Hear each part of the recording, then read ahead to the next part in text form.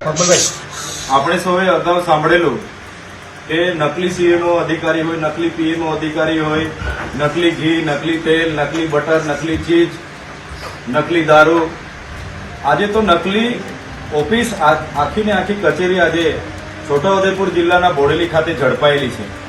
આ સમગ્ર ટ્રાઇબલના ભ્રષ્ટાચારને લઈને અમે અગાઉ માન્ય મુખ્યમંત્રીશ્રીને 23 માર્ચના રોજ રજૂઆત કરી હતી, મુખ્ય સચિવને રજૂઆત કરી હતી, આદિજાતિ વિકાસ વિભાગના કમિશનરને રજૂઆત કરી હતી, પણ આ ભાજપ સરકારે ગંભીરતા ન લીધી અને એના કારણે આજે સમગ્ર આદિવાસી વિસ્તારમાં જે કેન્દ્ર અને રાજ્ય સરકારમાંથી જે કરોડો રૂપિયાનું આદિવાસી સમાજના સામાજિક અને આર્થિક ઉત્થાન માટે જે બજેટ આવે છે એને આવા નકલી કચેરી ઊભી કરીને, નકલી એજન્સી ઊભી કરીને, નકલી બિલો મૂકીને અને નકલી કાગળ પર જ કામો બતાવીને કરોડો રૂપિયા વાપરી નાખવામાં આવે છે.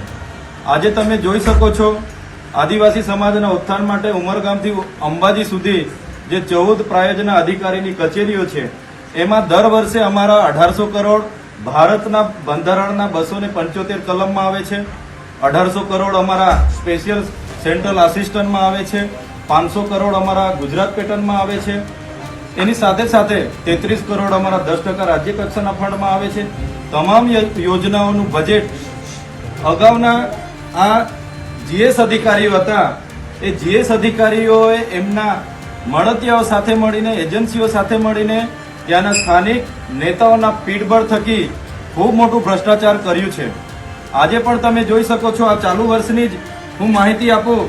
આ ગુજરાત સરકારે મને આપેલી માહિતી છે.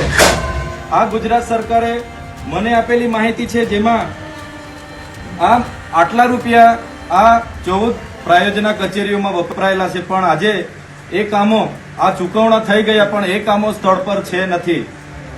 જીએસટી વગરના બિલો મૂકીને, નકલી એજન્સીઓ લાવીને, નકલી ઓફિસો ઊભી કરીને તમામ આદિજાતિ બજેટ ખંખેરી લેવામાં આવ્યું છે.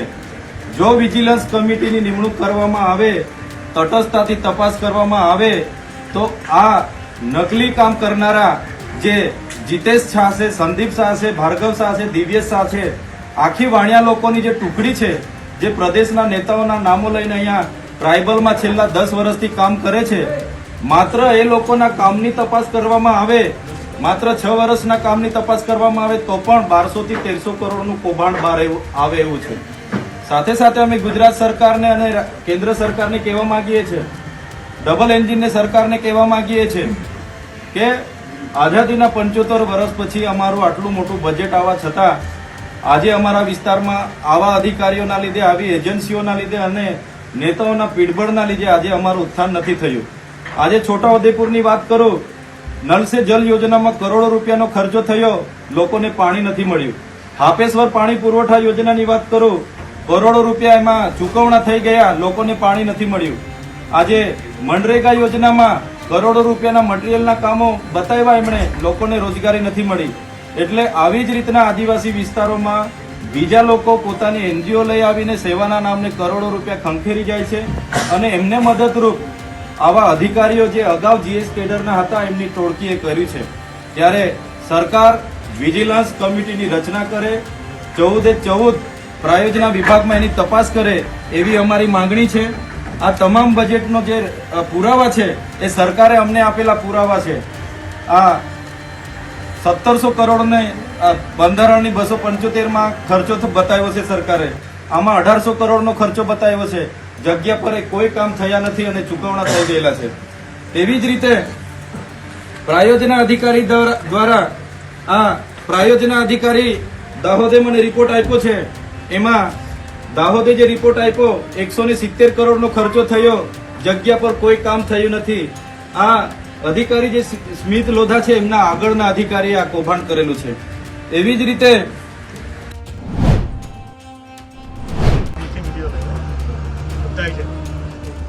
આદિવાસી સમાજના અધિકારો માટે લડતા ચૈતરભાઈ વસાવાને રોકવા માટે, ચૈતરભાઈ વસાવાને રાજકીય રીતે આગળ વધતા રોકવા માટે અને એમની બદનક્ષી કરવા માટે એમના વિરુદ્ધમાં ડેડિયાપાડા પોલીસ સ્ટેશનમાં ખોટી ફરિયાદ દાખલ કરવામાં આવી છે. આ ખોટી ફરિયાદના કામે ચૈતરભાઈ વસાવા સામે ચાલીને ડેડિયાપાડા પોલીસ સમક્ષ હાજર થયા છે. પહેલી વખતમાં 3 દિવસના રિમાન્ડ નામદાર કોર્ટે મંજૂર કર્યા. આજે ફરીથી પોલીસે 10 દિવસના રિમાન્ડ માગતા 10 દિવસના રિમાન્ડ નામંજૂર કરવામાં આવ્યા છે અને ચૈતરભાઈની જામીન અરજી આજે એમના વકીલ તરીકે મેં નામદાર ડેડિયાપાડા કોર્ટ સમક્ષ મૂકી છે. ડેડિયાપાડા મેજિસ્ટ્રેટ સાહેબે આરોપી પક્ષ અને ફરિયાદી પક્ષ બંનેની દલીલો, બંનેનો જે કાંઈ પક્ષ રાખવાની બાબતો છે એ ગંભીરતાથી ધ્યાનપૂર્વક સાંભળી છે અને આજે મોડી રાત્રે અથવા આવતીકાલે સવાર સુધીમાં આ કેસનો જે કાંઈ જામીનને લગતો નિર્ણય છે એ જાહેર કરશે એવી જાણ કરી છે. આ સમગ્ર બાબતમાં ચૈતરભાઈ વસાવાને આદિવાસી સમાજનું કામ કરતા રોકવા માટે આદિવાસી વિસ્તારોમાં ચાલતા ભ્રષ્ટાચારના કૌભાંડો ખુલ્લા પાડે છે એ ખુલ્લા પાડવાની કામગીરી રોકવા માટે થઈ ચૈતરભાઈ ઉપર ખોટા આરોપો કરવામાં આવ્યા છે. ચૈતરભાઈ 1 લાખ કરતાં પણ વધુ મતથી ડેડિયાપાડાથી ચૂંટાયા છે.